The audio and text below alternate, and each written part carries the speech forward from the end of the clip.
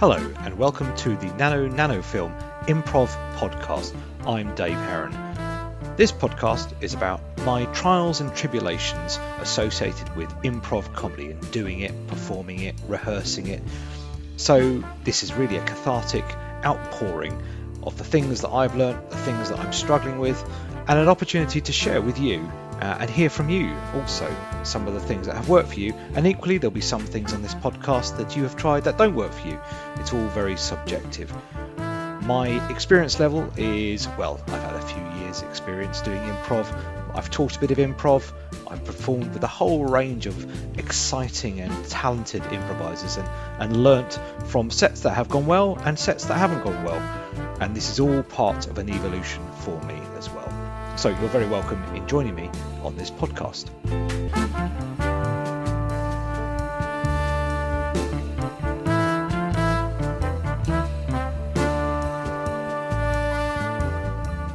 The two forms I wouldn't mind talking about today are both explicit, and there's planning out loud and then there's planning in your head. So let's cover the first one. So planning out loud, pretty much setting out what should happen in a scene. So you're a character and you're setting out to the audience and probably more importantly the other improvisers what's going to happen, who's going to do what, how this will take effect, and possibly even what the next scene and thereafter might look like as well. I was very fortunate to do a workshop with the world famous TJ and Dave, and in that workshop they talked very much about trying to avoid bestowing or endowing the other improvisers with character traits, what they should do, how they should feel. Let them do that. And I think that's really very key. Now, setting out planning of what a scene should look like and how people should feel and what they should do, I think comes from a really good place. I've been very guilty of doing this. And when I've done it, it comes from a place of trying to create safety. It's controlling, but it's letting the other improvisers know I'm trying to create this safe space for you. But unfortunately, it can have quite negative consequences. It removes, I think, fundamentally improv itself. And I think it disenfranchises some of the other improvisers on stage as well from making decisions and then themselves creating improv. And I think finally, the audience can really sense it when there's one domineering improviser saying what's going to happen and how it should look. And actually what I think an audience is coming to look for is all of the improvisers creating together collaboratively on stage. But I think it really does come from a good place to create safety and certainty around a scene. I saw a scene very recently in London where there were about 3 or 4 improvisers on stage, but one of the improvisers was quite high status because ultimately they were setting out what the scene should look like, who needed to do what, because there was a big journey that these characters had to go on. So they were almost setting out that the journey had to go across sea. So they needed a boat, and you were going to be controlling the boat, and you were going to be the second in command. And when we got to this boat, we would be meeting these other characters at the other side of the ocean. But it was really obvious that this person was setting the agenda, and almost none of the other improvisers were actually saying anything during this time. They were just sort of nodding and looking around and almost, dare I say it, taking their instruction. And as I say, I've definitely been guilty of doing this, and I do try to stop doing it. It does come from a good place, particularly where you're with probably first-time improvisers or people who haven't done very much improv before. You're wanting to create an environment that gives them certainty, gives clarity. But if there's too much of that, then it can look as though there is one over-domineering improviser on stage. And in that instance, it may as well just be a one-person show. Now, this is very different from when you tease somebody up. In the worst instance, pimping is, I guess, the parlance that improvisers use.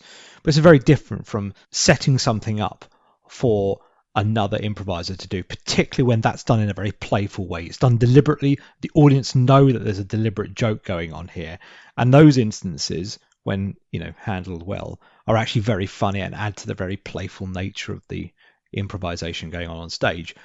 But what happens normally, particularly in narrative improv, is the worry that we've got to create a plot here, and therefore what I'm going to do is set out the plan for how this narrative should take place, just so everybody else can have certainty.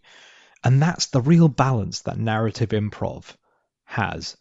Being able to recognize what should happen next versus allowing freedom and liberating improv for all of the improvisers on stage to be able to create as they move along. And I think that leads itself to it's the second part I wanted to cover today, which is planning, but in your head. And this really lends itself mainly, it could probably be all sorts of improv, to be honest with you, but I think I've seen it most often in narrative improv, where there is assumed knowledge across the group. So, to give an example, I was in a show which was a murder mystery whodunit. And after the set, one of the other improvisers who was also performing with me came up and said, I had in my head right from the first scene that it was the caretaker who did it. And I remember thinking, well, I hadn't even thought that.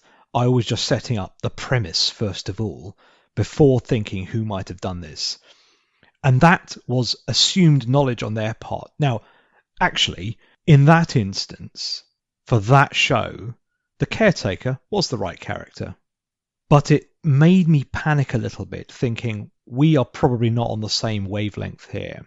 Now, this doesn't go for instance where you've got very long-running, successful shows. We were all aware of things like Ostentatious, the Doctor Who ones, where those shows have been running for a long period of time. The improvisers know each other exceptionally well, and they can almost read each other's mind when you see these shows. And if you haven't, I thoroughly recommend going and seeing them, because they are really very, very good indeed. The improvisers know each other so well that actually predicting what's happening is relatively easy. But if you don't know the other improvisers very well, or you certainly haven't performed with them very regularly, and you're not very familiar with the format, assumed knowledge across the group is a dangerous thing. And you are assuming that other people are on the same wavelength as you in your head. So what do you do to try and combat that? Well, there are clearly different schools of thought. One of the things as I said earlier, I try and do is try and keep that balance between planning what might happen next, immediately next, versus keeping the improv free. And there'll be different techniques, and I'm not going to sort of go into the individual ones now because there are so many and they're very subjective, and a lot of them are right in different circumstances. But the one that seems to work for me is just thinking, first of all, has anyone identified a want at the beginning of the scene? And is that want binary? So, for example, somebody says, I want to be able to make a journey across the world. Now, the binary piece then is they either make a journey across the world or they don't make it. So, is there a way that I can have something in my head, a nugget of something, either the want or what the next scene might be, that's been hinted at by the characters, and that allows me then to lodge that in my mind, but also to enjoy and experience the freedom of improv in the scene in that moment, rather than worrying what will happen 7, 8 scenes from now. And that seems to work for me and actually keeps the playfulness, because where it can sometimes be lost is where the improvisers sometimes get in their head, which is parlance to sort of say just thinking about the improv too much and not actually enjoying the improv and experiencing that.